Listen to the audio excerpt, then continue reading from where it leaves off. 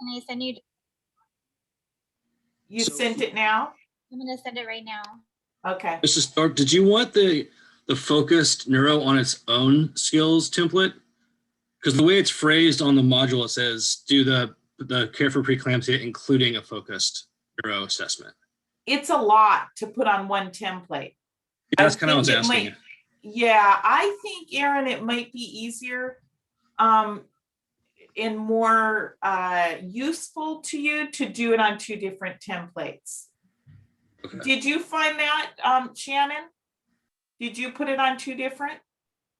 Yes, I put it on 2 separate ones. Okay. I'm not seeing it yet, but. Still working on it. Okay. So my plan for today is go through the PowerPoint. It is like 50 some slides. I'm not going to hit every single one of those slides because you have the whole PowerPoint right there. Okay. The focus obviously is going to be, we'll do the real life scenario for the preeclampsia. And at the end, if we have any time, maybe look at the preterm real life one. I know you didn't do templates for it, but I feel like it's straightforward enough that at least it'll help kind of connect the dots in some of the readings and stuff. That being said, the reason why we didn't use the preterm one at first was because there is, and I know there's one specific issue I had with it. And so we'll go over that if we get it. But if we don't go over it, I'll tell you. Now they don't, it used to be in labor and delivery, you'd have a preterm patient come in. And if she really was acting like these contractions were doing something to her cervix, typically the RN having her as a patient would go ahead and do the vag exam. Now, my understanding and what I've seen in practice is that really is almost like a no-no. Unless you think she's going to deliver imminently, you call the doctor first and the doctor will come in and do a sterile speculum exam. And that way they're able to do any kind of checking for rupture of membranes. They're able, and the name of the test just went out of my head. Well, we'll hit it. But basically it's the test where if it's positive, the person pretty much could be going into labor in the next 2 weeks. So that's why we don't stick our hands in there, because you could mess with those exams and cause more. Yeah. Are you referring to the fetal fibrin levels? Fetal fibronectin. The test, something like that? Yes, fetal fibronectin. Yes. Okay, thank you. Thank you. The name went right out of my head. I don't know what's wrong with me today. I feel like I'm a little behind here. So did you send it? I was having a hard time finding your email. I'm sorry, it's not popping up on my thing. What's your email? It's D Thorpe, THORPE @heartnow.edu.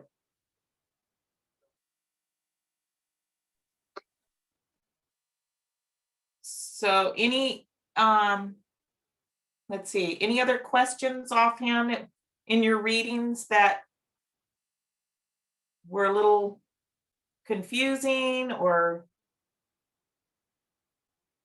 there wasn't a lot. I mean, your ATI book, the readings that you had in there are pretty succinct. I mean, quite honestly, since that's the only place that you had for reading in this PowerPoint, those will be where the questions will come from pretty much, okay? I mean, really, they should come from those. And remember to go back to your objectives. Basically how I'm setting it up, when I'm looking for a question, I have the objective that I'm looking for the question there, and putting a question in there, okay? Okay, just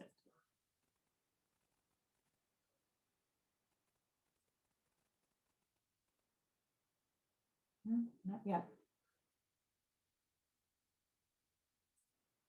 Okay. Ah, there we go.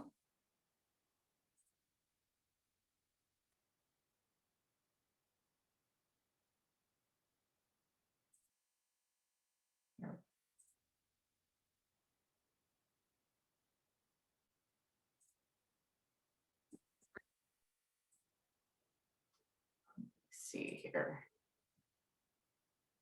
And we'll just view one page.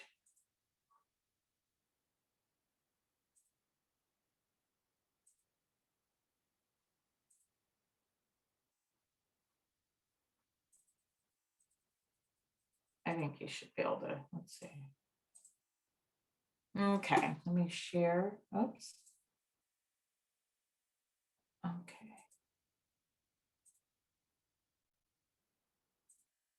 Okay, so this is Shannon's. Let's see. So the first part here, Shannon, care of patient with preeclampsia. So there's one template that's the nursing skill template, and it says the neurological assessment of a client with preeclampsia.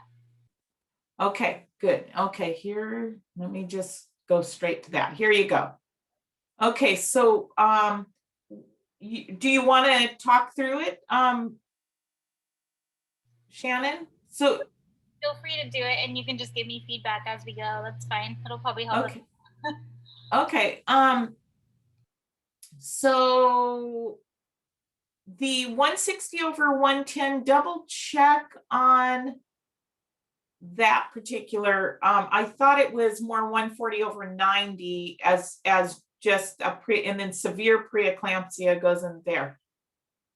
Goes into 160/110, but I will double check on that, the parameters on that one. So what are some considerations? You want to know her history, talking about her vital signs, good.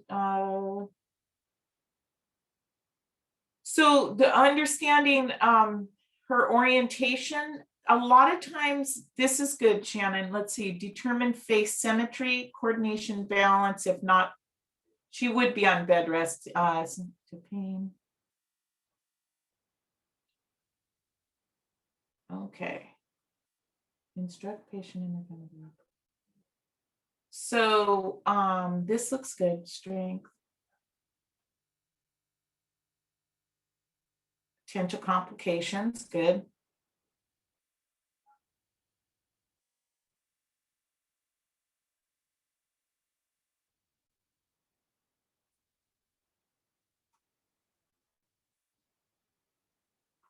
Oh, okay, it continues. Okay.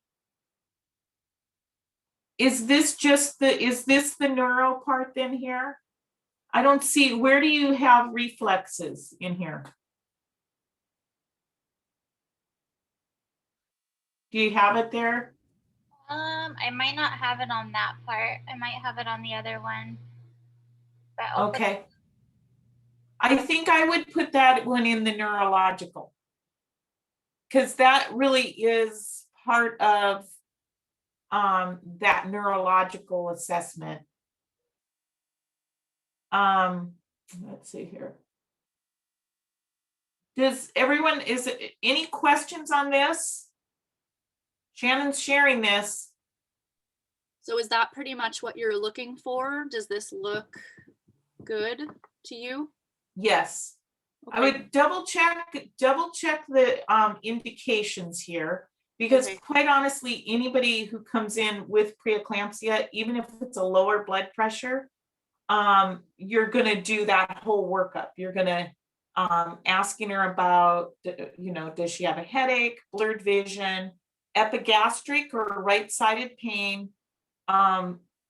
Even those kind of go more towards liver stuff, and then you're going to do reflexes. The headache and the blurred vision, right, are part of the neuro, and then hyperreflexive or clonus. So you want to really put those stages and understand what is clonus. I think it was how many people have had, I don't know if you guys can put hands or, how many people have had clients with mag sulfate, with eclampsia or preeclampsia, hopefully not eclampsia, but. My patient had HELP syndrome. Okay, Brittany, how did that differ from, do you know how it differs from preeclampsia? It's very similar, but you also have to watch like the red blood cells and the liver enzymes and things like that. Right. She wasn't on MAG when I had her. She had been DC'd the day before, but she still was having hypertension issues. Okay, but as far as neuro checks and everything, she was okay? Yeah. Okay. Good. All right. So this is good. That would be my only suggestion, Shannon, okay? Okay, thank you. All right. Okay, let's see here.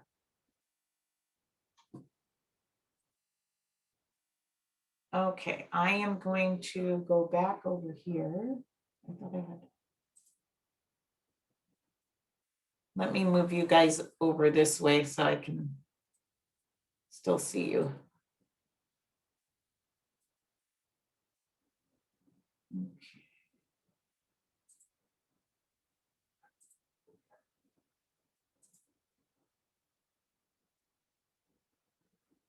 Share. Did someone just say something in the chat? Let's see.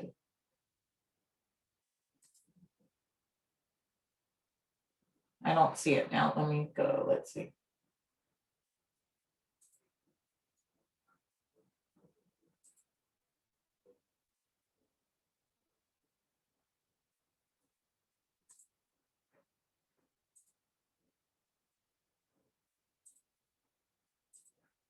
Okay. So if you have any questions, just kind of say something, or if anybody sees that there's questions in the chat, just let me know. So what we're really focusing on, even though there's a ton of complications that happen during pregnancy, what we're really focusing on are the preeclampsia, eclampsia, postpartum hemorrhage, preterm and postpartum infection. Let me just do this. So you can still see my screen, right? Yeah. So our main concepts, I know every week we in our group, we're like, okay, what was the concept for the week? Because it is useful, I think, to keep pulling those through. Okay, so obviously we're talking about sexuality and reproduction concepts, but we're also talking about perfusion, gas exchange, and infection. And again, we're focusing in on this part of the lifespan, this woman who's giving birth.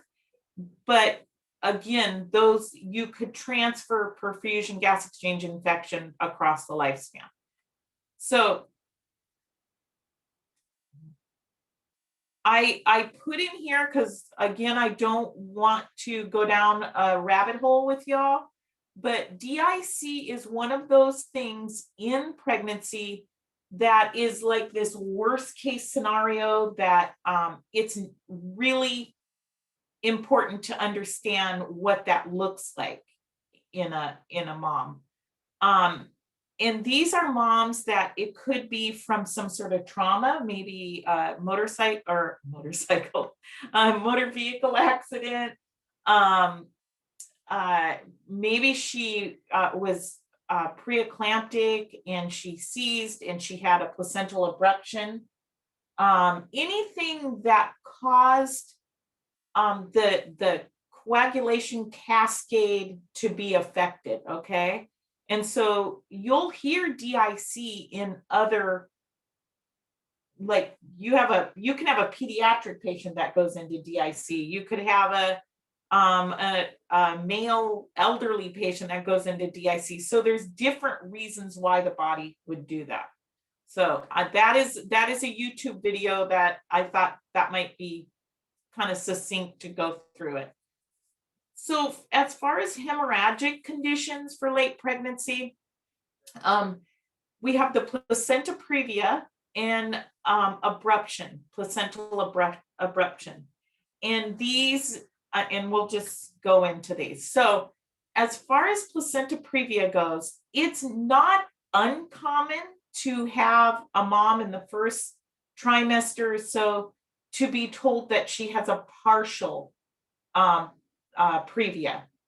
Most of the time, these, as the uterus grows, this placenta moves up and she's good. She doesn't have to worry about it. Sometimes that's not the case, so they would follow her, they would advise her. Maybe early in pregnancy, they wouldn't really say bed rest, but they would put out to her to be cognizant if she starts to bleed.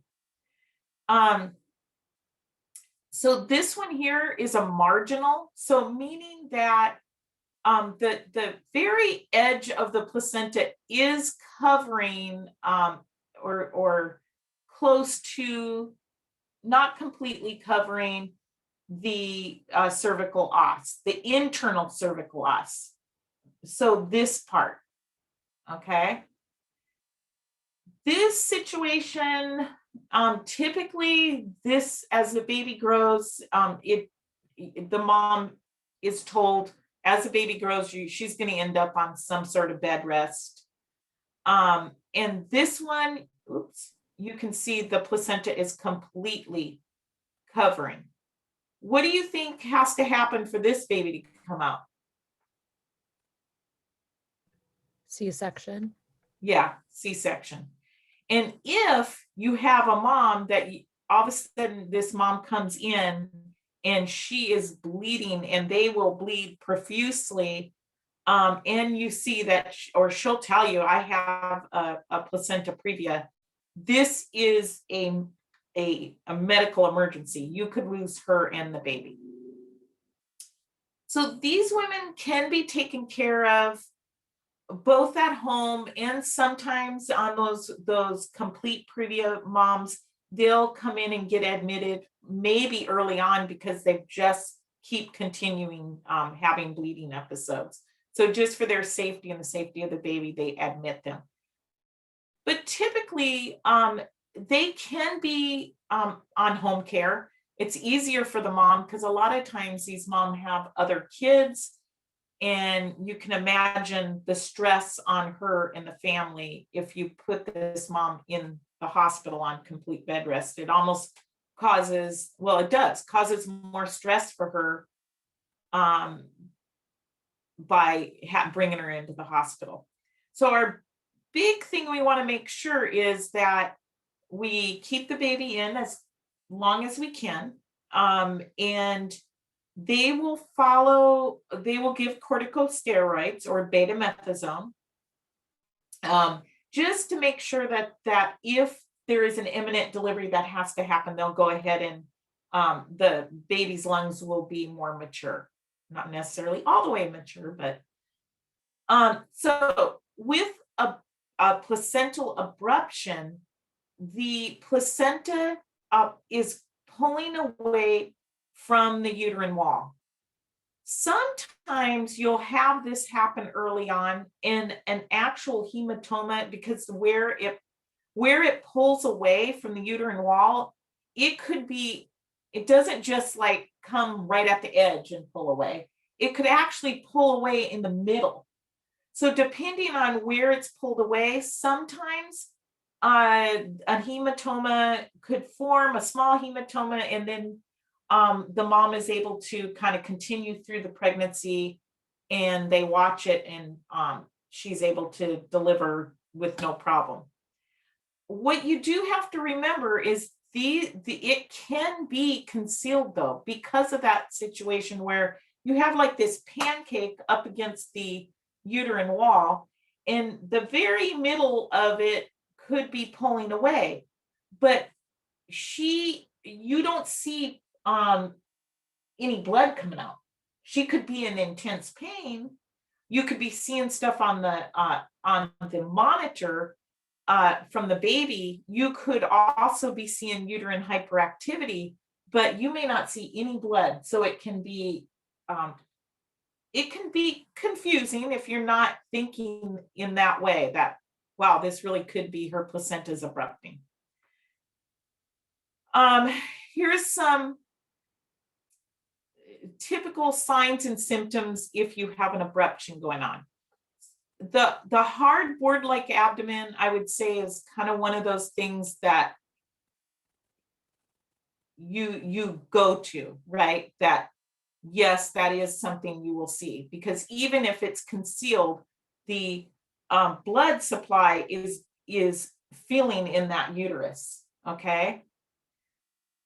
She'll have persistent abdominal pain. You may see signs and symptoms of early hemorrhage. So remember, you could see maternal tachycardia, most likely fetal tachycardia, because the baby is starting to get affected by it. That being said, you could also have a perfectly normal monitor strip all the way up until the time where the baby just dies, basically, fetal death. So these are types of abruptions. And here's the one that I was talking about, like a partial abruption. You can see that the baby's blood supply is probably still pretty normal, but you're not going to see any bleeding. Here, pretty significant pull away, but the baby is most likely starting to show signs, but and you're going to see bleeding. Here they're showing a complete abruption, and you don't see any bleeding, because most likely maybe this mom isn't even her cervix isn't even dilated. So nursing considerations, obviously we just said immediate C-section. And think about the mom. Think about how she's come in with this abdominal pain, not really understanding what's going on, and not ever being told. It's not like a placenta previa where she's had some idea that she could get into this kind of problem where she's bleeding and it could be an emergency C-section. But this mom has, she is thrown, and so she's frightened. She feels like she doesn't have any say so in what's going on. It's an immediate C-section. You are taking her, you're getting the consent signed, and getting the baby out. So signs and symptoms of hypovolemic shock caused by blood loss. Remember, guys, just to go back to, this is any person across the lifespan that has hypovolemia from blood loss, right? So these again this is across the lifespan. So increased pulse rate, a falling blood pressure. She's starting to breathe fast. She's and her pulses are weak and thready. Cool, moist skin, pallor, or cyanosis. This is a late sign though, okay? The rest of these are kind of give you some sort of heads up. I even think that this decreased urinary output is a late sign, right? I mean, yes, her kidneys are recognizing the fact that they need to hold on to the fluid, but the immediate, I would say, this vital signs changes, the weak diminished pulses, the change in mental status, and the those are probably pretty much the biggest early signs that you'll see. So nursing care during this time is, you need to understand how much blood is coming out. what is her pain level, vital signs? What does the baby look like on the monitor? Is he having D cells? Does it look okay right now? Any one of those things. Well, we'll just go. What's her OB history? Is this her first baby? So this is not going to be a quick delivery, most likely. Or is this her sixth baby and she's 8 centimeters? You know, that maybe things could progress and we could get a vaginal delivery and sooner. Lab studies. You want to make sure she's type and crossed. Got to make sure that you understand if mom's negative. And any kind of the coagulation studies that they'll do. And again, go back to your ATI book for these. They do get a little more specific. The Klein-Howard-Batke test is one of those tests that it really is a kind of like an identifier to understand if there is an abruption going on. If you're not seeing bleeding, this Klein-Howard-Batke test may give you the indication you're looking for that yes, indeed, there is an abruption going on. And there's fetal and maternal red blood cells in mom's bloodstream. Does that make sense?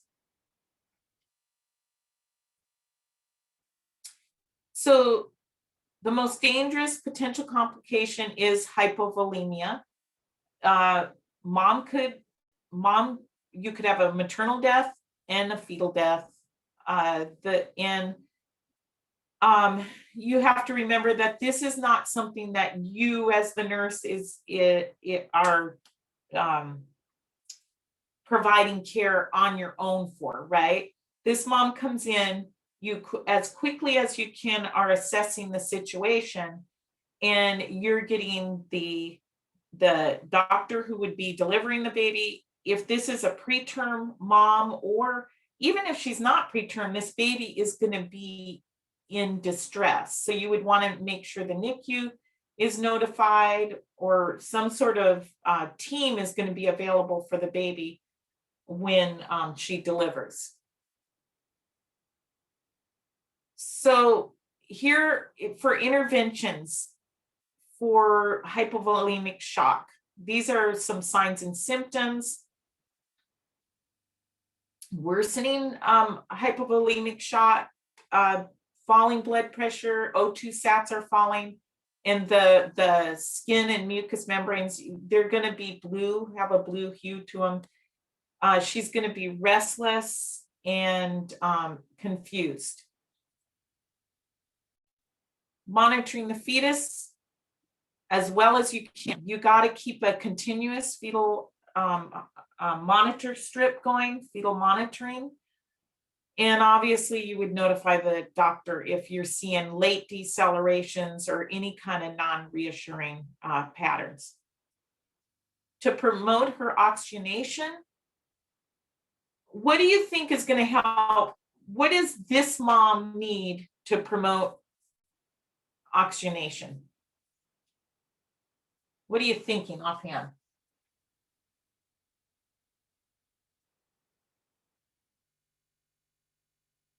She's losing volume.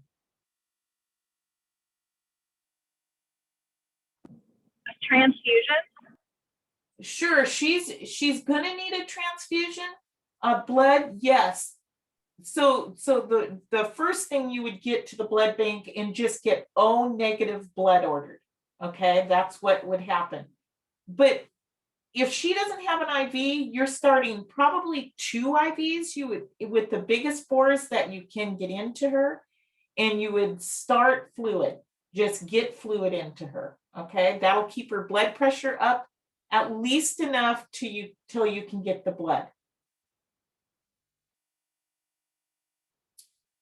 They talk about central line. Quite honestly, you don't have time to put a central line in. It's the 2 large gauge catheters. and getting that lab done, usually normal saline, but I should say, take that back. Usually, honestly, we have LR hanging, okay?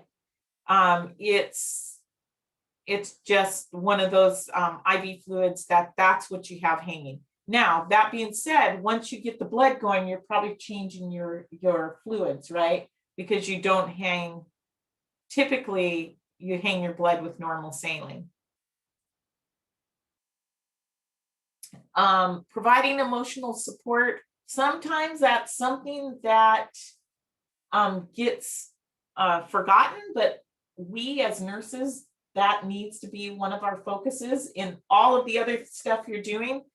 This family, this mom, they're scared, they're confused, they need support. This is a good time just to tell you something I truly believe over the years. It doesn't matter how bad the situation is, for a family to be there, seeing us do what we can to help. The studies have showed that them being able to be there and see what's going on and knowing how much you're doing to save their wife, their baby, those families walk away going, this is, this was a horrible situation, but they had my back. They did everything they could. Even if the worst case scenario happens and you lose one of them, they understand and they know you did everything. So we have a tendency, and it used to drive me crazy, to shoo people out of the room, tell them they can't be there, but that's actually the opposite than what we should be doing. Okay. So our desired outcome, obviously, is to get her vital signs back within normal limits and to not have a baby that's compromised any longer. Okay, I am going to go down. I put a case study in here that's talking about antepartum bleeding. Let's see. I'm going to let you guys go over that one, okay? So hypertension during pregnancy.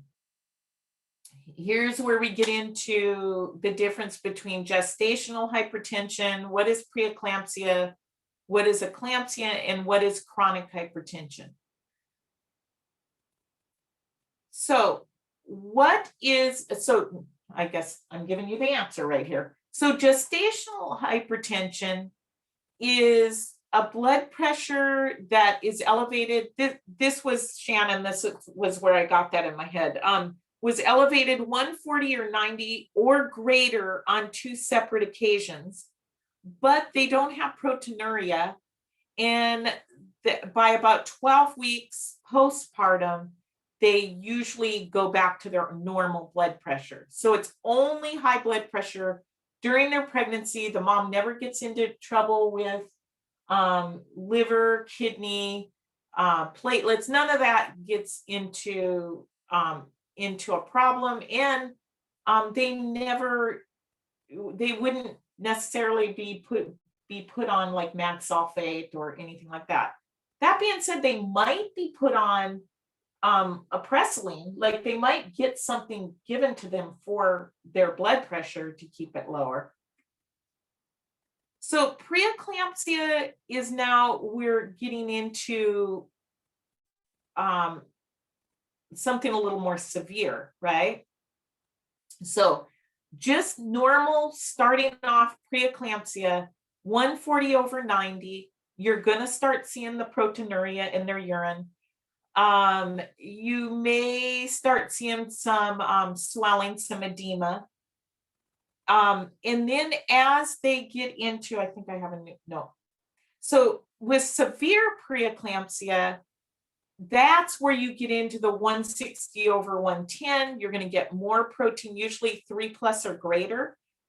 She may be running into oliguria or having less than 30 mLs per hour out. She'll have a headache, visual disturbances, epigastric pain, you most likely will start seeing, her platelets will most likely be affected and falling. She may have, or she will have, for severe eclampsia, she'll have hyperreflexia with clonus. Any questions on the clonus identification? Has everyone, do you understand what that means when I say clonus? Not really. Would Not love- really, okay. So clonus, let me go back, let me put my, so clonus is, you're checking the reflexes, and that's the normal where you would check them at the knee, right? Typically, you do check them at the elbow too, guys. So you can check them at the elbow, at the knee, different places, okay, to see if she's hyperreflexive. Then when you check clonus, you're taking the bottom, let me go here. You're taking the bottom of her foot and you're put your hands here and you're pushing up. So you're just kind of doing this push up, and what will happen if she's got clonus, it'll beat back. Usually it's like 1 beat or 2 beats, but that's how you chart it. You would chart it as maybe DTR's 4+ with 1 beat clonus or 2 beat clonus.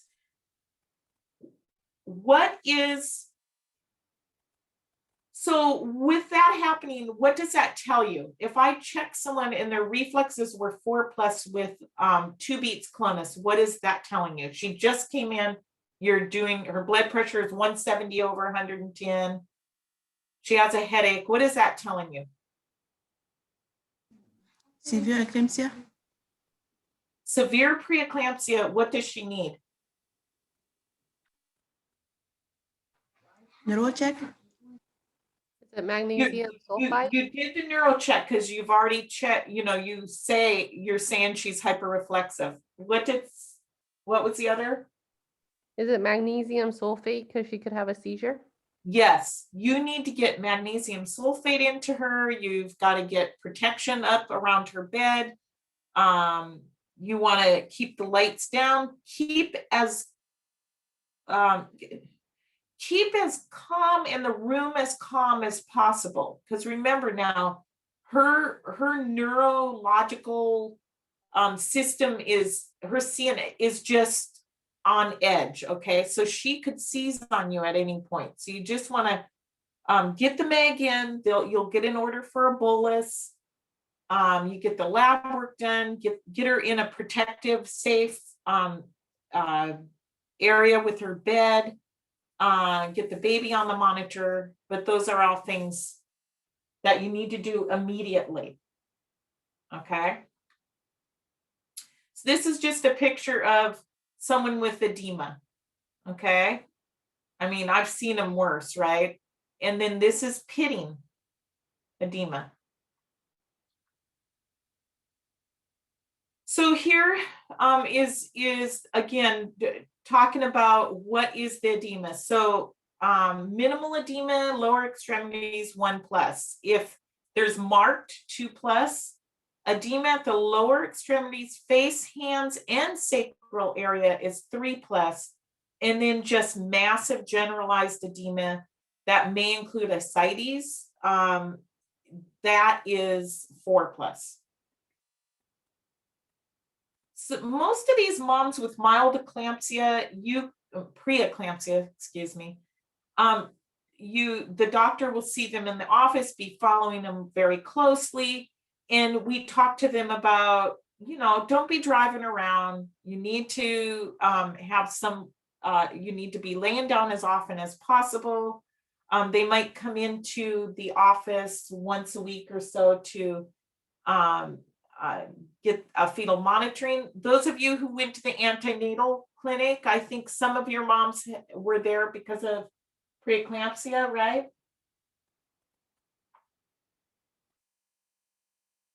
Yes. I think, yeah. We're gonna do weight measurements, urinalysis, diet without salt, fetal assessment, which is the same as monitoring fetal activity. But, well, I take that back. Monitoring fetal activity is telling her once or twice a day, lay down on your side and count, do a kick count, they call it. So you're asking them to see if the baby is moving around. All right, to really focus on that. So eclampsia,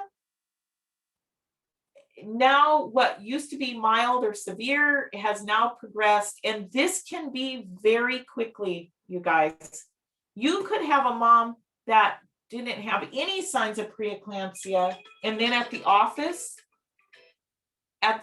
she comes in and she is severe preeclamptic. She could end up coming to the hospital and seize on you walking in the door. So this isn't something that takes weeks or months or weeks to have started, okay? Let's see, what are some other things here? So the mag sulfate is used to prevent seizures.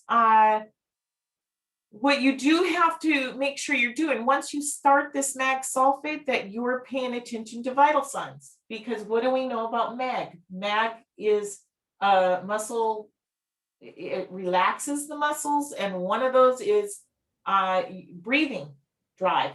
So you're checking for respiratory depression.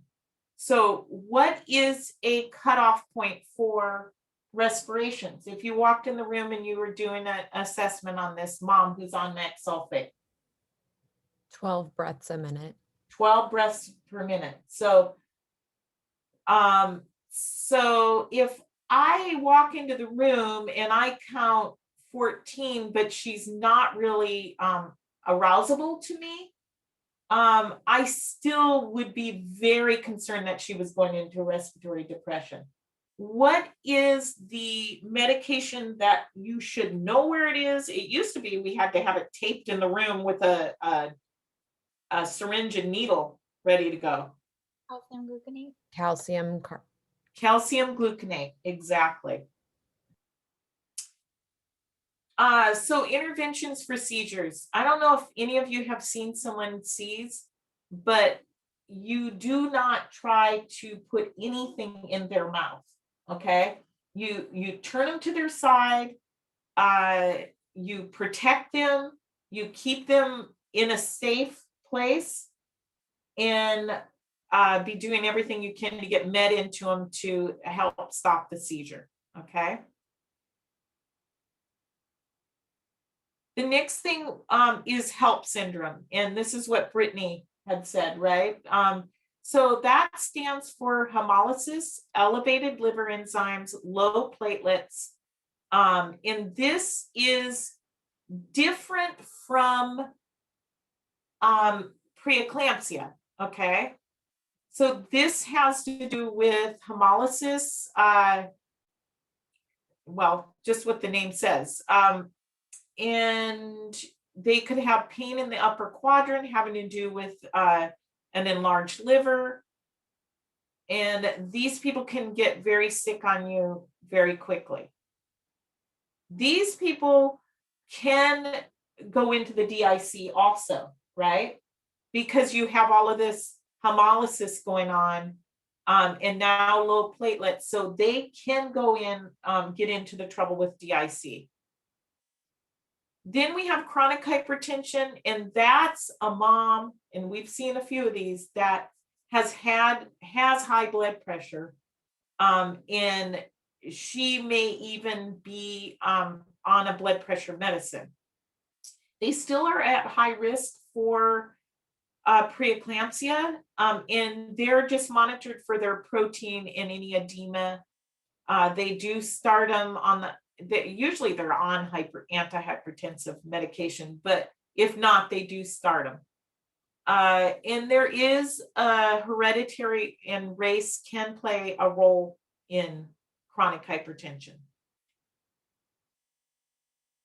This here, so in the module, I'm trying to think if that was, no.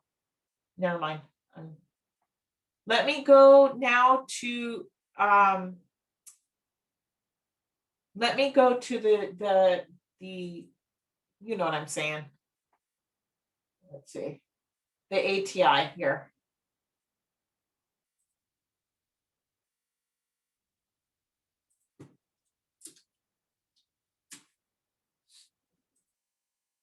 Has anyone, can you guys see where the real life, have you gone through it already or no? I did, yeah. You did? Okay, sorry. Let's see. I don't know why it does this. Let's see. Sorry, let me get central.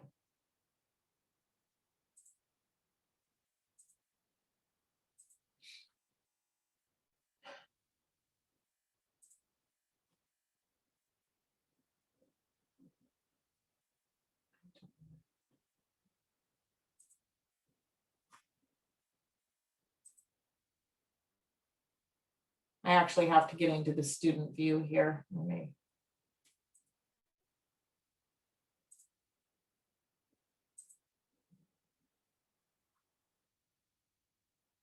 So Brittany, was that you that said you already did? Yes. Okay. How'd you do? I didn't kill anybody. Well, that's good. Yeah, that's always a plus. No, it was fine.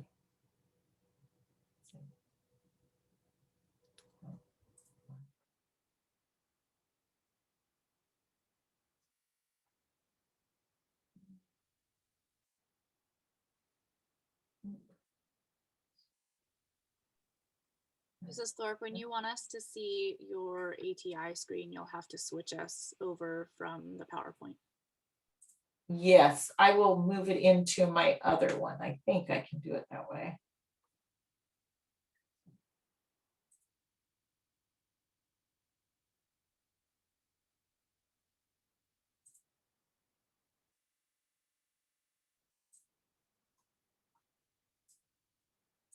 Can you see it? Yes. Okay. All right, so this is a preeclampsia scenario. What I would suggest is that first part, the report goes quickly, and this is where they'll have you do like an S-bar. So just so you guys are forewarned, it happens pretty quickly. I was like, whoa, okay.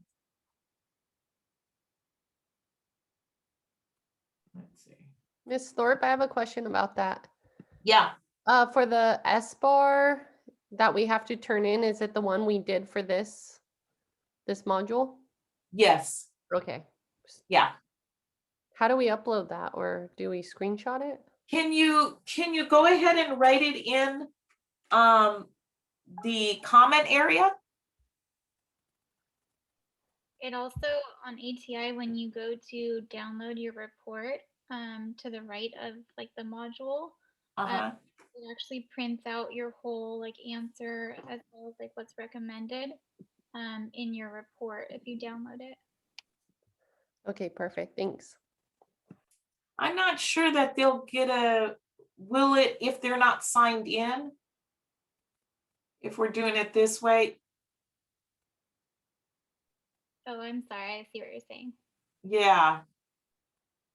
If you sign in and do it, but I'm doing it through here, but if you wanted to sign in and do it, that's fine too. But if it may be easier to do the just write it in the comment area, but I like that idea, Shannon. I just haven't figured out how to do that as with the whole class. Okay, so here we go. Everybody, I think you should be able to hear. Oops, well, that wasn't good.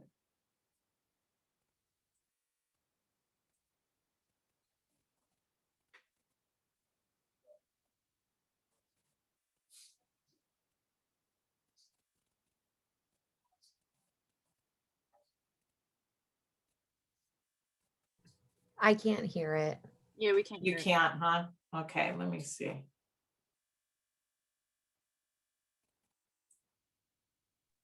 I think you need to stop sharing and then reshare and click audio as well.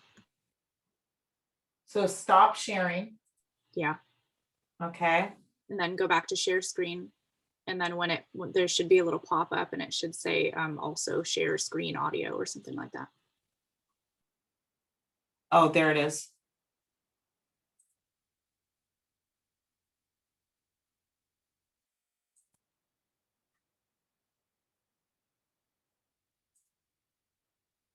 Patient Catherine Klein, 25-year-old female. Better? Para 0 at 27 weeks gestation. Reports sudden weight gain. Yes. Instead of nausea and vomiting. Also blurred vision and headache. Says she had breakfast earlier this morning, but that she soon vomited after eating. Ms. Klein, how you feeling? Okay, I guess. Let me know if you start feeling worse, okay? So when he's talking to himself, is that basically the situation? Yeah, yeah. Here's, do you want to see the transcript? I don't know if you can see that. Yeah, if you could just. So she's Catherine Klein, 25-year-old, Gravida 1 Para 0, 27 weeks gestation, came to the ED this morning at 8 o'clock, reports sudden weight gain and a new onset of nausea and vomiting, blurred vision and headache. Says she had breakfast earlier this morning, but soon vomited after eating. How are you feeling? And then he goes into asking her. She has no allergies. Blood pressure 162/98, pulse 92, O2 sat 97, and she doesn't have a temperature. Okay. So here is, now you guys can't write on here though, right? That's not, let's see.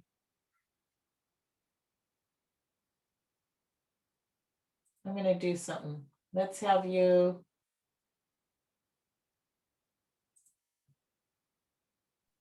Should we just all be doing this alongside with you, like on our own ATIs? Or just write down what you want the S bar to say, or I could, we could have you go here and write. Can you type there or right there?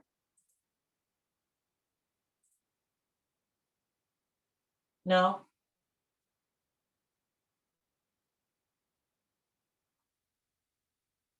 Oh, good. So go ahead and take a stab at it there.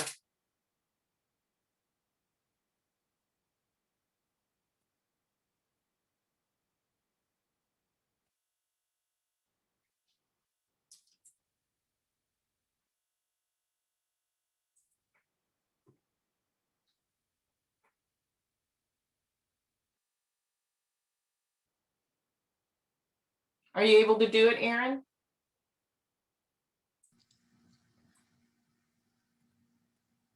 Yeah, I was just trying to figure out. Wasn't sure if we wanted to, Okay. SBA, make a little place between them. Yep.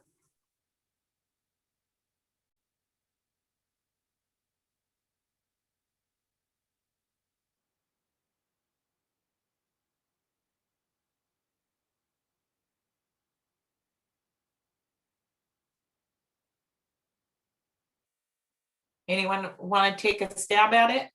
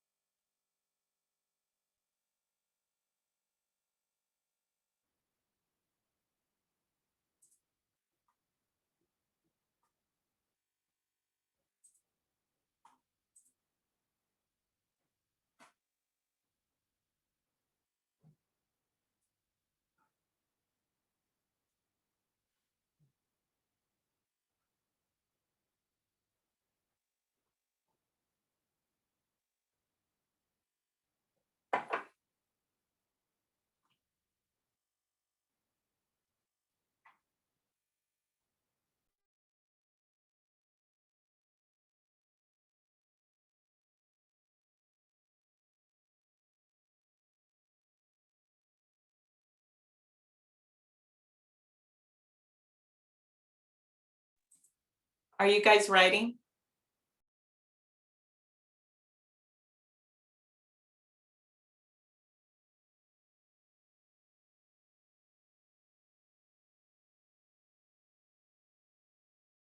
Yeah, I'm gonna type it out and then copy and paste it. I'm just in ATI trying to pull up the scenario to review everything that's happening. Okay. Mrs. Thorpe, I think I misunderstood and I did the assignment already like Brittany. So I already typed it up, but I can't pull it up right now. I'm trying to. Oh, okay. Let's see. I don't know if it'll let me do it again, like from scratch, but I'll try. Oh, there you go. Oh, oops. That's better. Let me do this.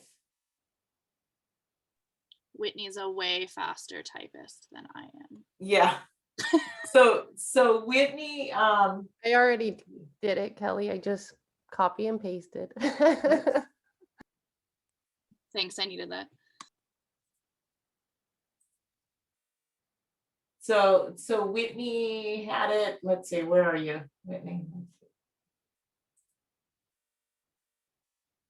So I'm gonna copy and paste this right into our thing here, okay? I think she was actually 25.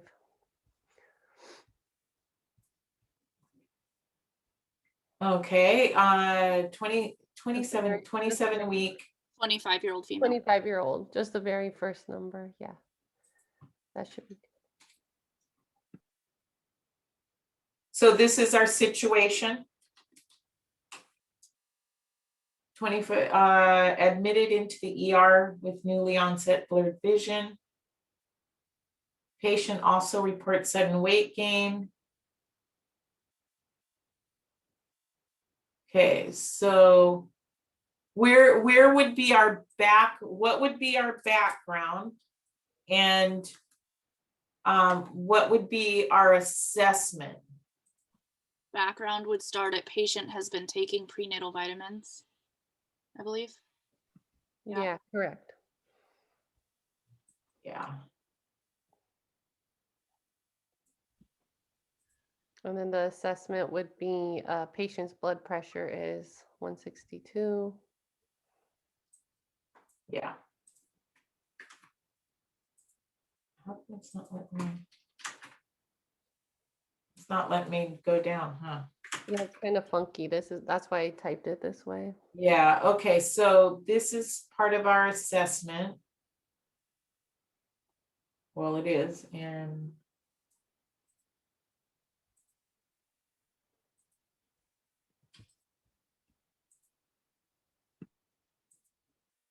see if we can, nope, it's not gonna let us go. And then this last part,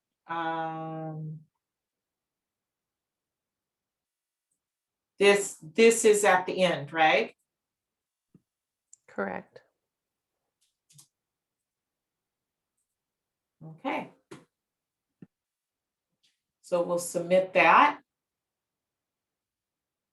So this is their answer.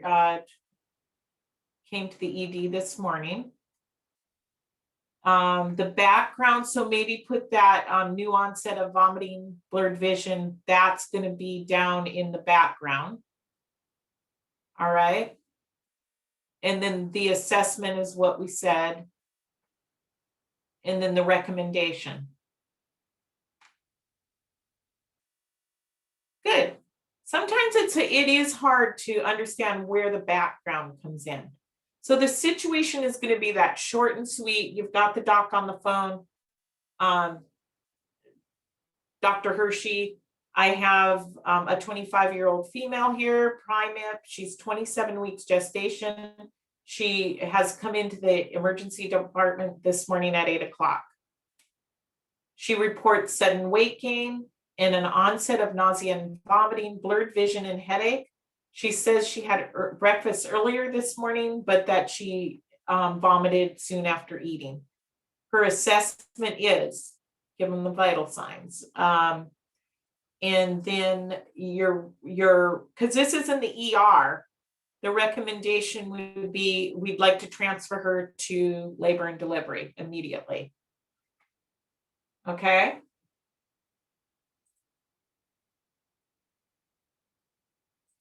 Hello, my name is Morgan, and I'm the registered nurse that'll be caring for you. Can you hear it, guys? You can hear it? Okay. Yeah, thank you.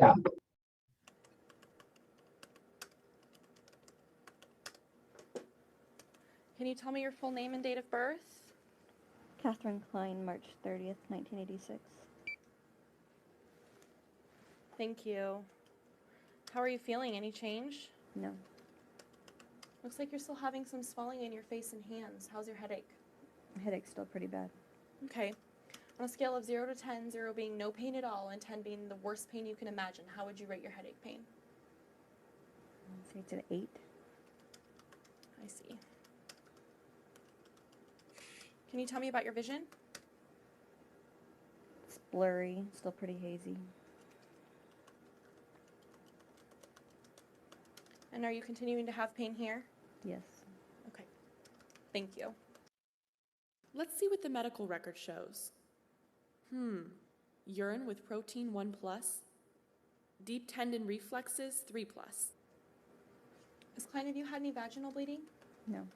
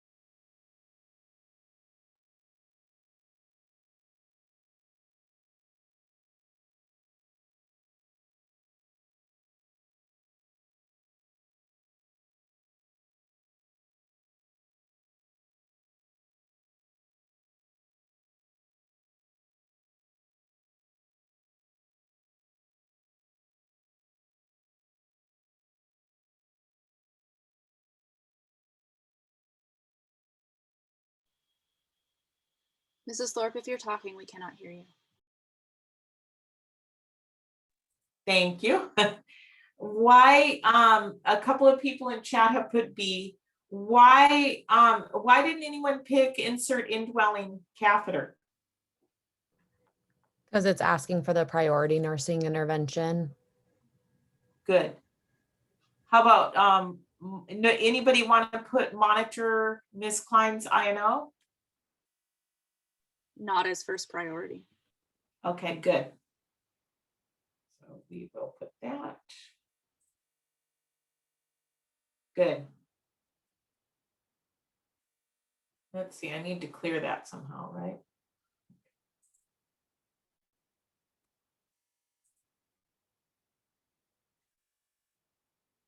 Okay. Ms. Klein, I'm going to need you to change positions. I'm going to help you turn onto your left side. Okay.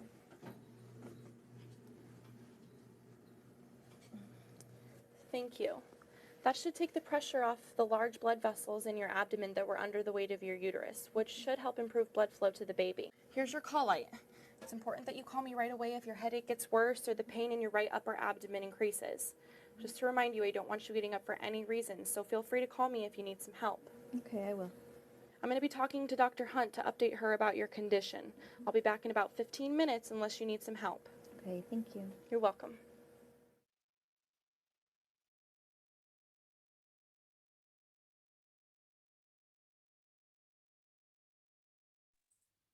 Nurse Morgan prepares to call Dr. Hunt and give a report. Which of the following is the most important clinical data for Morgan to include in the SBAR report?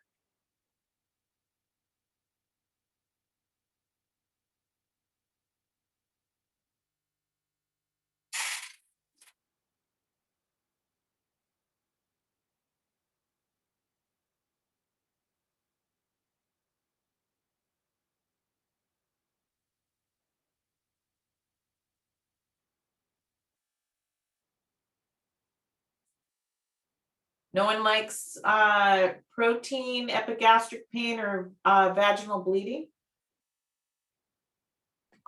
The elevated blood pressure is more important in the short term.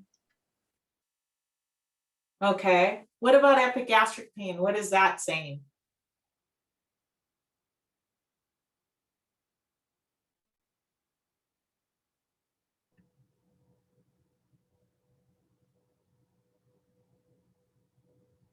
What if someone has epigastric pain? What is that an indicator of? Isn't that still indication of preeclampsia? Yes, but what organ in the body? Would it be the liver? Oh. Yes. Yeah. Yeah. So everybody you want elevated blood pressure, right? Good.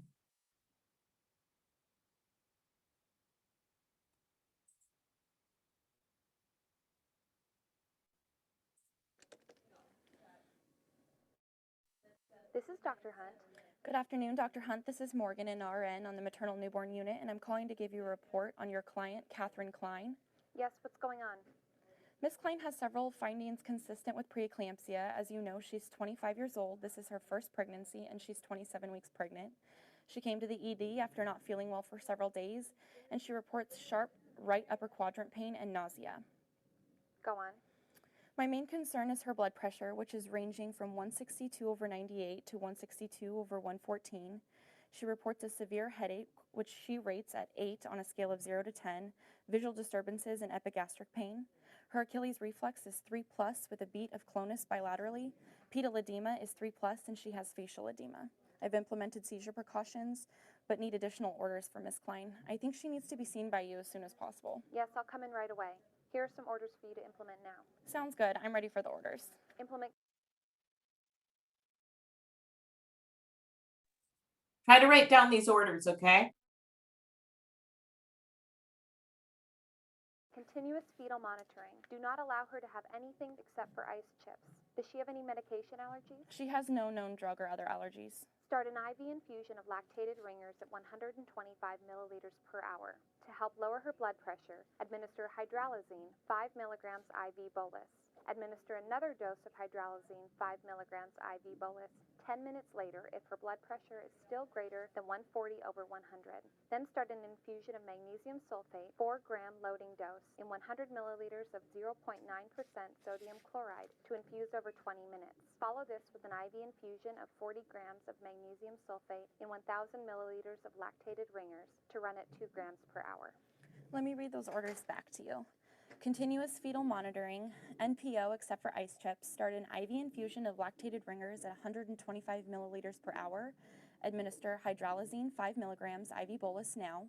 I can administer another dose of 5 milligrams hydralazine IV bolus 10 minutes later if her blood pressure is still greater than 140/100.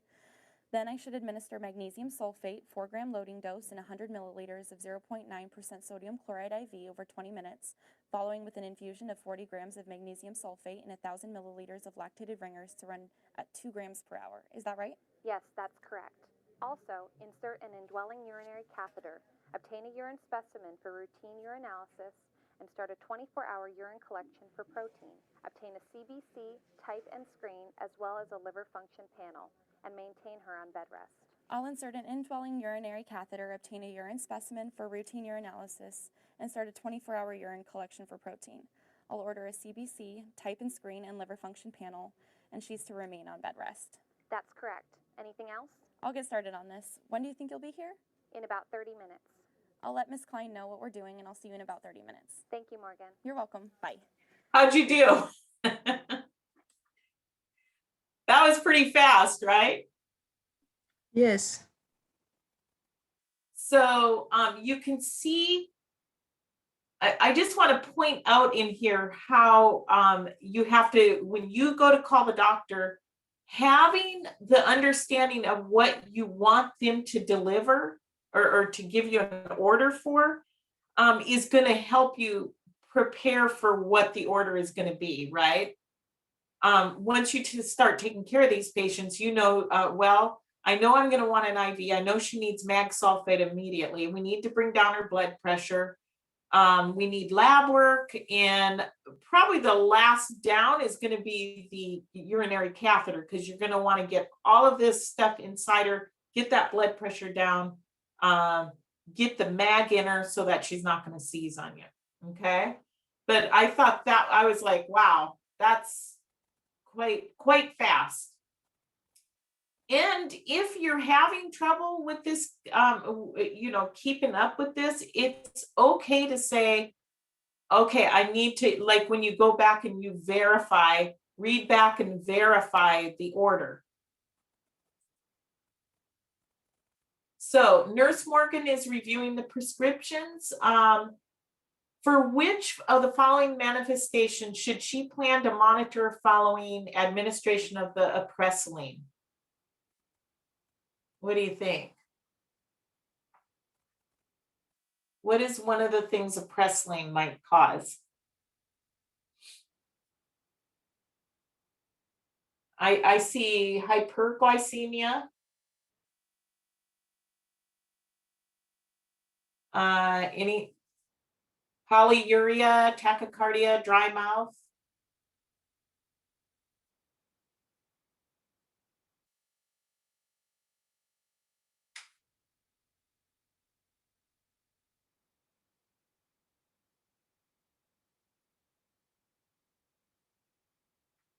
This is where doing those med sheets first helps, huh? Yeah, I just checked mine. Okay. So a couple of people are saying tachycardia. One person said, a couple people said hyperglycemia, but I think I'm going to say tachycardia is winning out here, guys.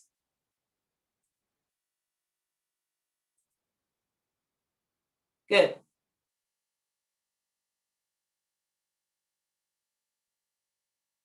Kind of makes sense, right? If her blood pressure is really high, and we're gonna bring, this medication is bringing down her blood pressure, it does make sense that the body would try to increase the heart rate thing, you know what I mean? Just as a reaction or a side effect.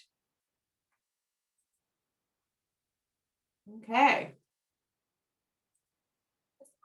Ms. Klein, I just spoke with Dr. Hunt and she would like me to begin infusing IV fluids. Laboratory personnel should be by shortly to draw your blood for some tests. In the meantime, I'm going to give you a medication to lower your blood pressure as well as a medication to prevent seizures. Do you have any questions? No, that's fine.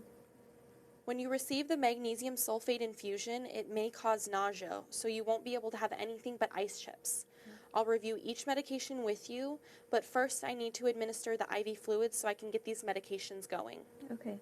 I'll be right back with the supplies I need. All right. Thank you. Yep.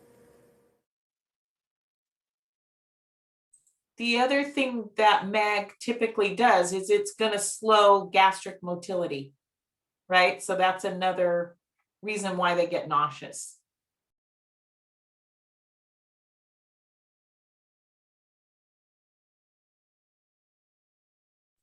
Did you hear that part, that it slows gastric motility?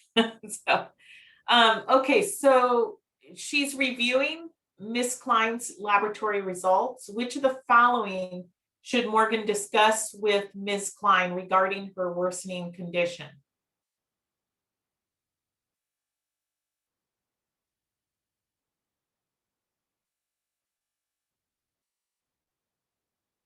Looks like most people are putting increased proteinuria. Good.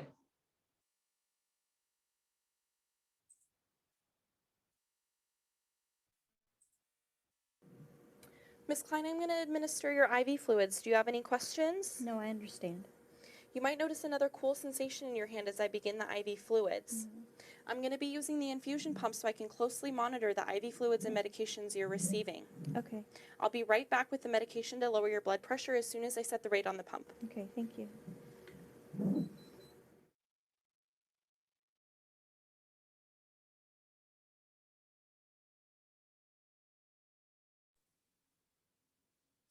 So she's preparing to administer the hydralazine. It's available in 20 milligrams per 1 ml. How many mLs should she administer?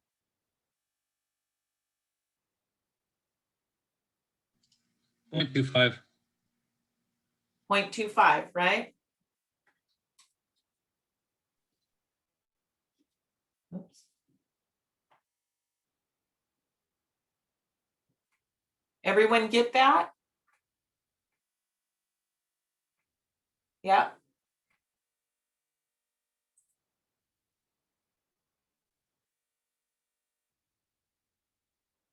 What you have over how much, so have over quantity, what you want, which would be the 5 milligrams, and you're solving for X.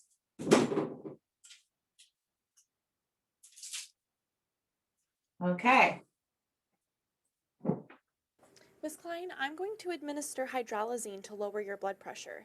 It should take about 2 minutes to administer the medication into your IV. Then I'm going to use the automatic blood pressure machine to monitor your blood pressure and your pulse.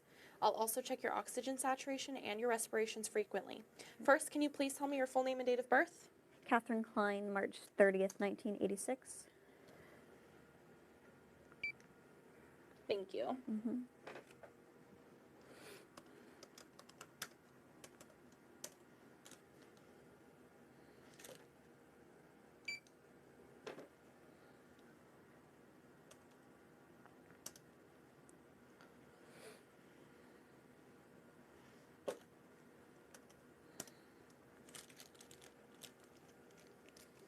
This medication may cause you to feel lightheaded, dizzy, or weak. Since you are on bed rest, you must remain in bed. Okay. If you feel short of breath or have nausea, please let me know right away. Okay, I will. I've administered the medication. Let's take a look at your blood pressure reading.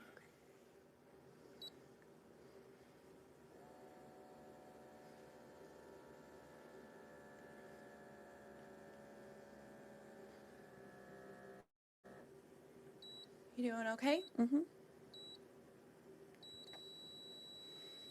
Your blood pressure is starting to respond to the medication. It's now 142/92, and I'm going to be checking it again shortly. Your pulse is 92, your respirations are 14, and your oxygen saturation is 95%. That's much better. Yeah, I feel better. Good. I'm going to need to administer the magnesium sulfate in your IV. I'll use the IV pump to regulate the rate. This medication is used to help prevent any seizures that may occur due to your elevated blood pressure. I'm going to administer a larger dose first over 20 minutes, and then a continuous smaller dose in your IV fluids. This medication may cause you to feel hot, nauseated, you may vomit, and you may feel sleepy. I'm going to need you to remain in bed. If you feel any of the things I've just described to you, you need to let me know right away. Okay, I will. All right. I'm going to have Nora, another nurse on the unit, come in before I administer the magnesium sulfate. It's our policy on this unit to have 2 nurses review and check the medication before I administer it. Okay.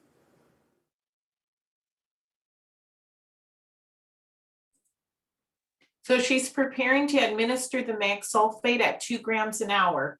It's available at 40 grams in 1,000 mLs of lactated ringers. What will she set the pump at?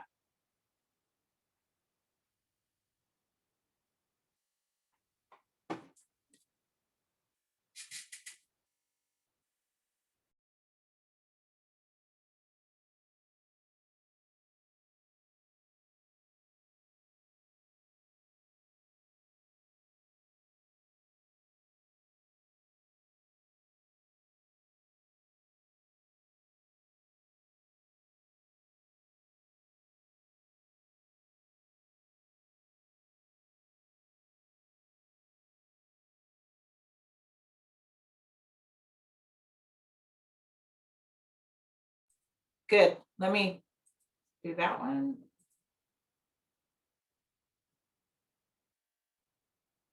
How's it? How are people doing on the math? I think you guys are pretty good at this, huh?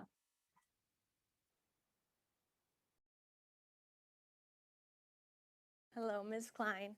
Morgan, are you ready for me to double check the 2 gram per hour magnesium sulfate IV infusion? Yes, I'm so glad you're here. I've already identified Ms. Klein by name and date of birth, and I scanned the barcode on the bag of magnesium sulfate. I've already administered the 4-gram loading dose of magnesium sulfate over 20 minutes. Now I'd like to administer the 2 gram per hour dose. Would you mind checking my orders against my settings?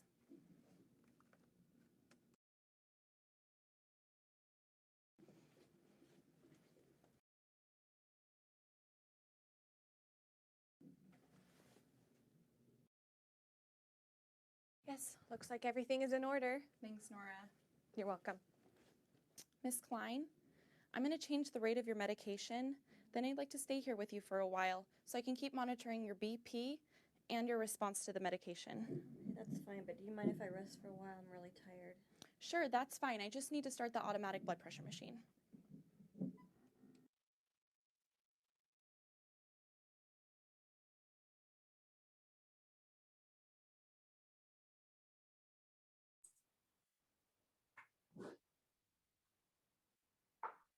So just real quick, oh, Kelly, you put introduction. What does that mean?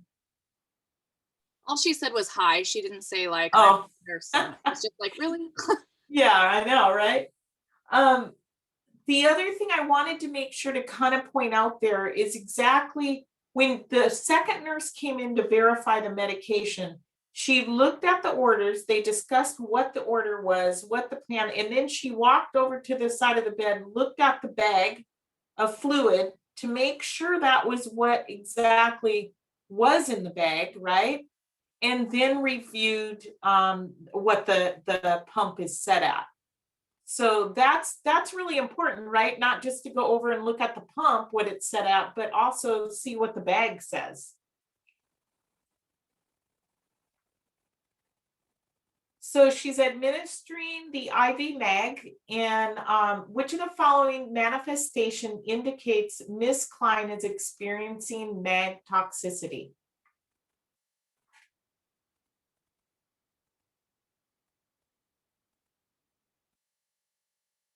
Respirations at 11 minutes. Yes. Yeah, good, guys.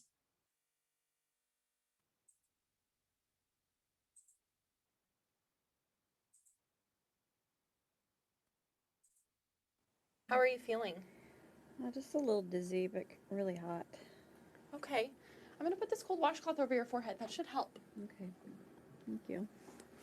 I need to listen to your lung sounds. Okay.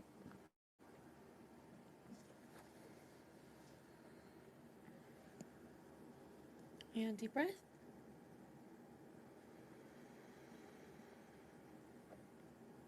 Deep breath.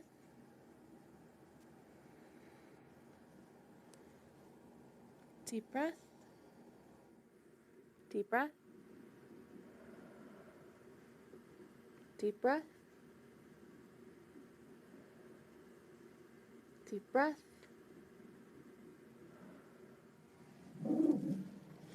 Are you having difficulty breathing? No. Great. Your pulse is 82, your oxygen saturation is 96%, and your respirations are 12. Okay. Let me check your reflexes in your legs again. Okay. I'm going to insert an indwelling urinary catheter so we can monitor your output closely.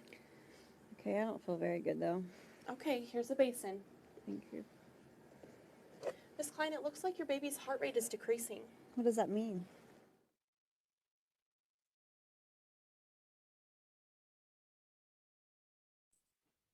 What's your first, what do you think here? Yeah, people are already. Miss Klein is experiencing variable D cells. Variable D cells, so you don't want the baby having it, but so there's a lot of things you want to consider here. First of all, the gestational age of the baby is 27 weeks, right? So we really don't want to run her to a C-section because then we have a premature baby. And that I remember, we haven't given the betamethasone yet. She hasn't even had time for that to take effect if we even had it.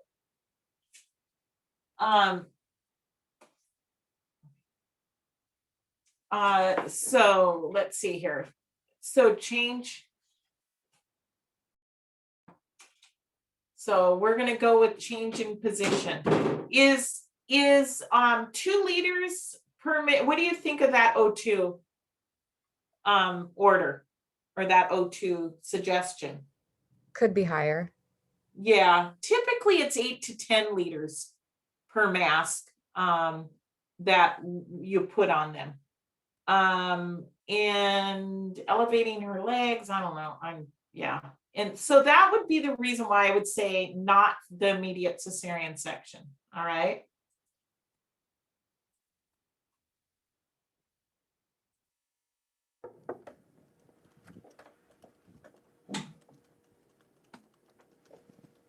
Hello, Miss Klein, Morgan. How are things going? Miss Klein's baby just had fetal heart rate decelerations into the 60s for 2 minutes. I applied oxygen and turned her on her side, and the fetal heart rate has recovered to the 140s, but still has minimal variability. I see. Miss Klein is still showing signs of preeclampsia. Her latest blood pressure was 142/96, and she continues to have a headache, blurred vision, and epigastric pain. Her reflexes remain 3+ with clonus bilaterally. I gave her hydralazine 5 milligrams IV bolus with good results. I administered the loading dose of magnesium sulfate, and she's now receiving the 2 gram per hour maintenance dose. Okay. Are her laboratory results back yet? Yes, they just arrived.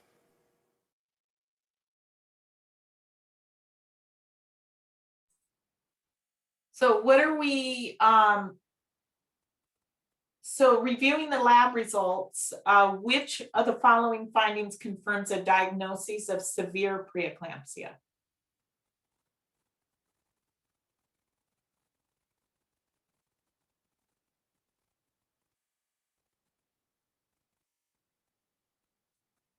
What do you think, guys? This is 158. Is that within, kind of within normal still? And hemoglobin, that's okay. 16 hemoglobin, it's fine. And we already know actually the 1+ protein, I think she had 3+, right? Earlier, or that would indicate more of a severe preeclampsia. The AST is liver. Okay, so that would be the one, and most people have started putting that.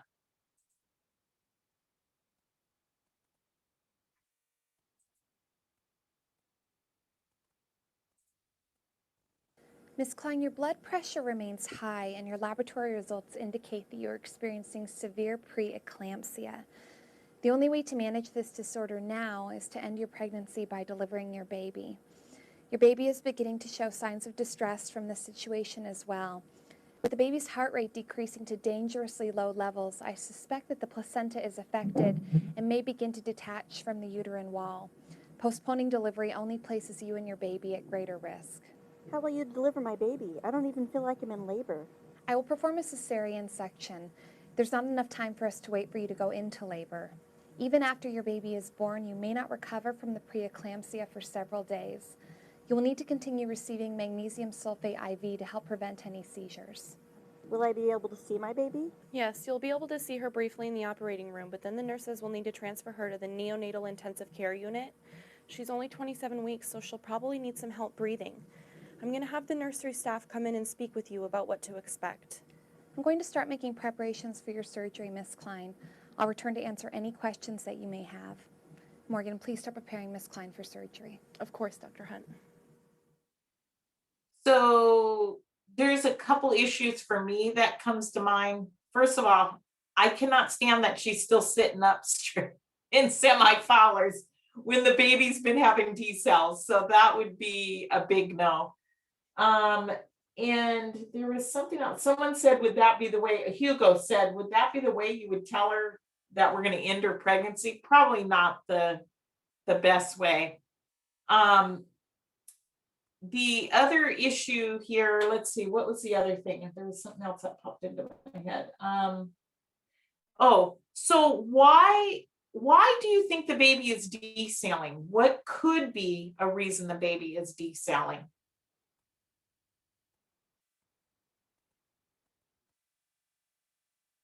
We talked briefly about it in the PowerPoint earlier.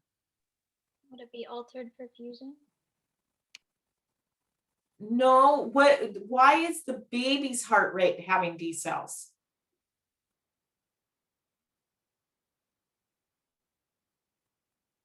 What could be something that could be happening? yes, placental insufficiency and lack of oxygen, but specifically, what do you think could be going on? Maybe placenta abortion. Abruption. She could be starting to abrupt. With her blood pressure so high, that is a possibility that the placenta could just pull away from the uterine wall. So that is the other reason why they really can't wait any longer. Good. So select all that apply. She's going to teach Ms. Klein about delivery by cesarean section. Which of the following should Morgan include in her teaching?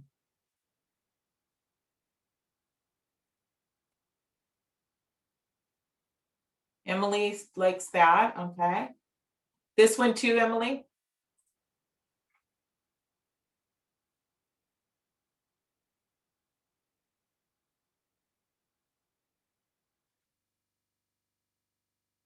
This one? Okay. Anyone else? A, B, and C is what Brittany has said. No one likes these two? Why don't you like this one?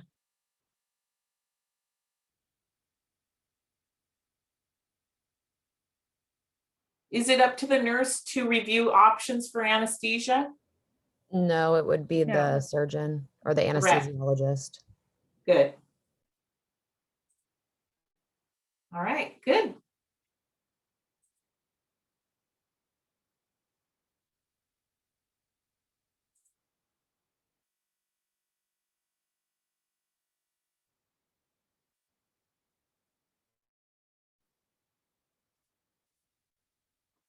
Uh-oh.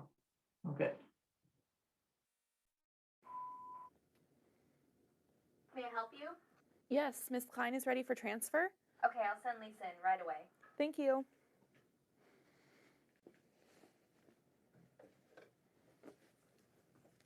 Hi, Ms. Klein. I'm Nurse Lisa. I'll be taking you to surgery for your cesarean section. Are you ready? I guess so. Ms. Klein, the surgical staff is going to take great care of you. We will address any concerns you might have at any time. We know this is stressful and that you're concerned about your baby, so the staff from the neonatal intensive care unit will be available to you as well. Lisa, I'd like to give you a quick report. Have you had a chance to review Miss Klein's chart? Yes, I've reviewed her chart. Great, I'll just give you the highlights then. Miss Klein is a 25-year-old primiparate at 27 weeks. She has no known allergies. She has preeclampsia and has been given hydralazine.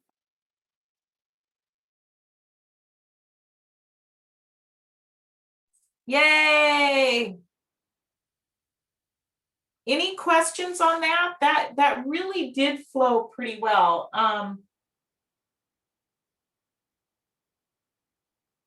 Yeah, Hugo, you put, and while I transfer you, I'm going to put the head of the bed down. Good. No, but that's true. Anything else on that one? Okay, so let's go back over here.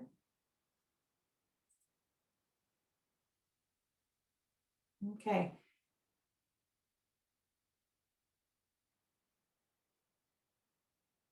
We don't need that anymore. Okay, so let's go back over here. I know I didn't give you guys any break. Do you want me just to kind of finish up and then, wait, let's see. The one thing, let's see. Okay, let's just kind of get through this maybe, huh? So incompatibility between the mom and the fetal blood, we're talking about ROGAM, right? We're talking about Rh negative. So understanding what that means. So you have an Rh positive dad, but the mom is negative. So that combination is what's gonna cause a problem. Now, think about also, so really review this part. The thing that you have to remember is while the baby's in utero, Occasionally mom might get some of the baby's blood here might get into her system. So her body is going to start making a few antibodies to that. All right. Not a big deal. During the 3rd stage of labor, you may have more of that mixture going on. So at that point, her antibodies are building. At that point, after this baby delivers, that's why it's important to give the RhoGAM after. If she doesn't receive RhoGAM, and remember, this may be an abortion, just a spontaneous abortion or a miscarriage. If that's not followed through, mom, if she were to get pregnant again, if the baby was positive, then her body would be attacking the pregnancy. All right, so that's why it's extremely important to understand. Postpartum infection. So take a look at this. I know it's covered in your ATI book too. Obviously the major complication in sepsis, a mom could die from this. The biggest morbidity and mortality for a mom after she delivers is infection, whether it's in her bladder, uterus, in her C-section wound, or in her breast. So these are some assessment risk factors. So you think about that mom who had a C-section. That's pretty obvious, but what about those moms who are immunodepressed, anemic, maybe malnourished, moms with alcohol and drug problems, any kind of, maybe a mom that you already were aware she had chorioamnitis during labor. So now she delivers and she may have gotten some antibiotics during labor, or maybe it went undiagnosed. Those moms, or bladder catheterization, those moms are all at risk for postpartum infection. It's going to be important to obtain blood cultures. What do we know about getting blood cultures? What do we want to have happened? A broad spectrum maybe started before, and then a culture and sensitivity to verify what bacteria is causing the infection. Yeah, sorry, I could barely hear you, but so make sure the blood cultures get done, especially the blood cultures prior to starting any antibiotics. You know, you may have a really sick mom who's septic, but make sure we get those blood cultures prior to starting that antibiotic.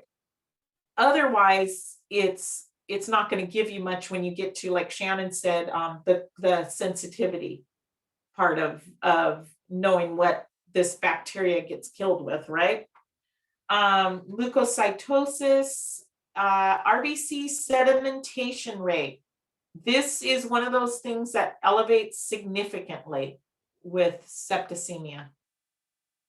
Nursing care, vital signs, assess for pain, give pain medication, observing for this fundal height, position, and consistency.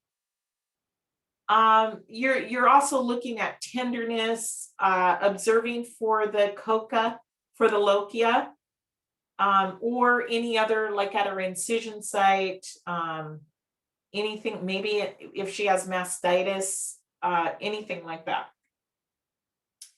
The medications, typically you'll see clindamycin, cephalosporins, penicillin, gentamicin. You just have to, any of these medications, you just have to follow through and look up the medication if she is a breastfeeding mom. If it's not compatible and it's not good for the baby, basically, then mom would have to pump and dump, we call it, until she was through this, this infection part. That being said, with mastitis, again, it would depend on what she's being given. You don't really want her to stop everything, right? Because she's going to make her mastitis worse. So educating her on what the best avenue of her taking care of herself would be.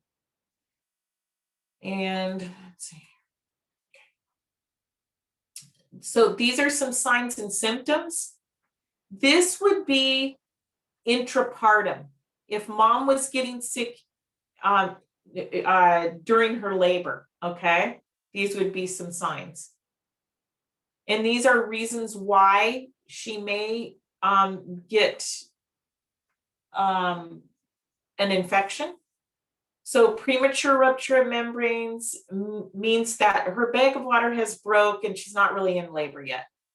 Preterm premature rupture of membranes is an infant, mom's bag of water breaks when she's 36 and 6/7 and less. It could be that she's in labor, but that's what a PPROM is. And chorioamnitis is another reason, and that's usually if she's already ruptured. Usually, so if you have a mom that comes in, and I think we've had a few, and she is 33 weeks gestation, she has had PPROM, but no other issues are going on with her. Chances are they won't deliver her immediately. Chances are they'll they'll give the baby a little time to get the lungs, more surfactant building in the lungs, and that's the way her care will be, just to give that baby a little more time. Preterm labor, this is anywhere from the 20th week of gestation to the end of, I think I may have wrote that wrong. This actually, guys, that's not 37 weeks. It's the end of 36 weeks. I think they said 36 and 6 days. 30, yes, I put 37 there, but it's 36. So 36 and 6/7. All right.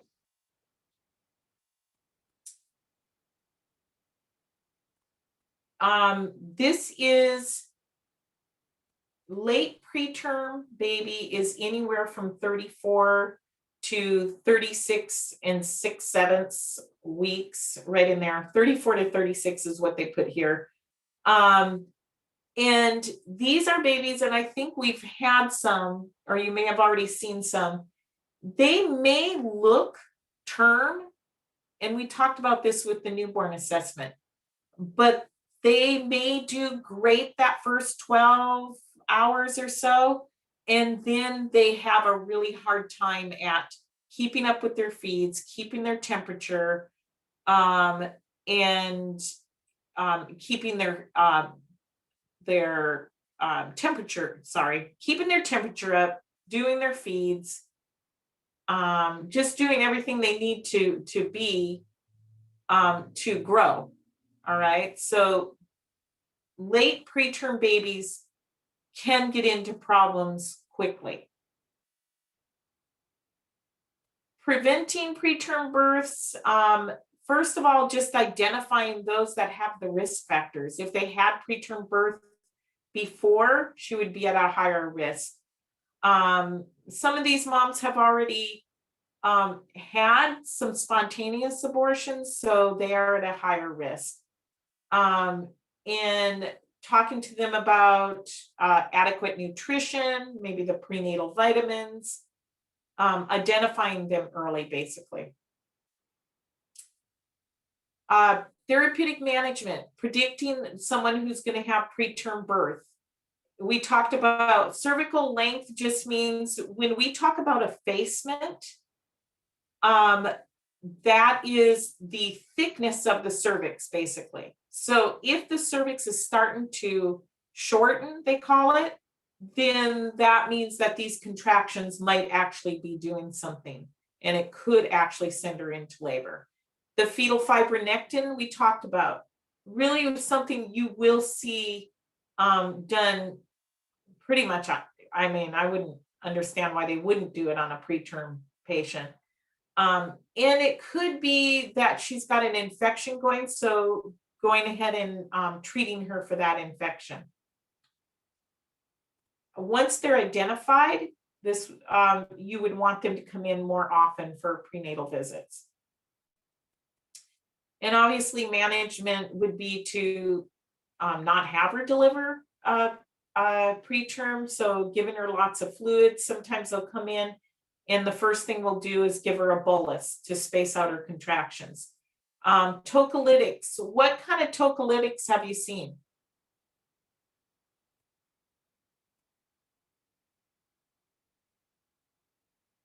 Do you remember?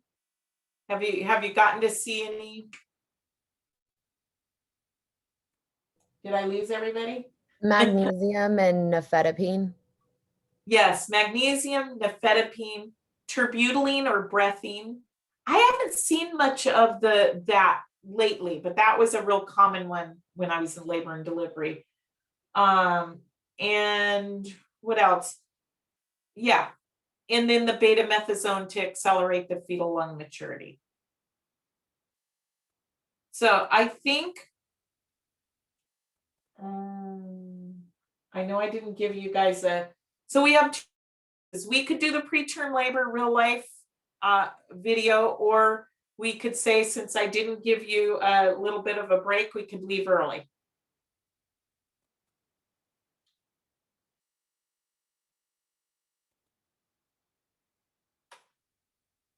What do you think, guys?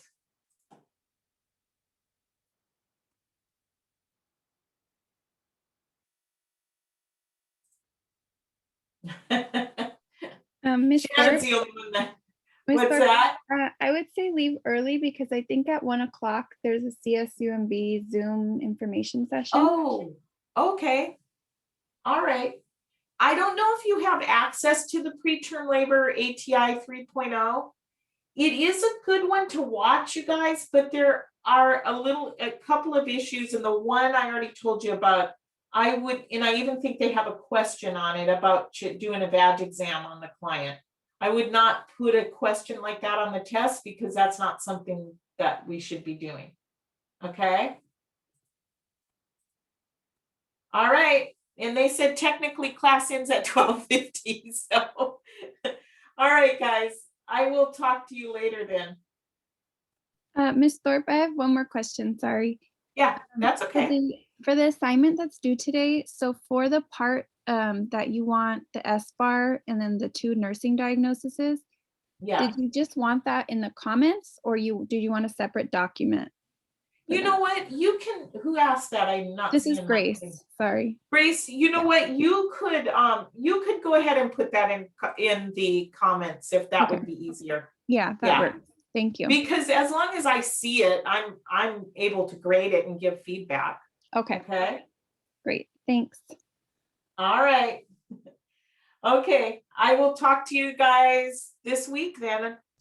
I'm going to get working on the test questions.